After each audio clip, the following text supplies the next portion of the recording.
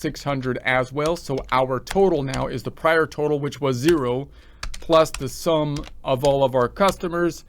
It comes out to 1,600. The subledger should match what is on the general ledger over here. That subledger transaction typically done by software automatically if we have properly set up the data input field to create an invoice.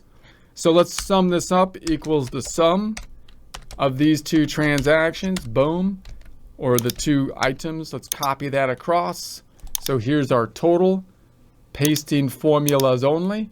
So here's our new balance that we would build our financial statements from at this point in time. So there we have it. So now we have the income statement has revenue in it, and that would close into the equity account. Equity would be at the 51,600, but it's not all cash because now we have accounts receivable and the inventory. Let's copy down in our formula to the transactions. So we're going to copy this down. So this is the transaction.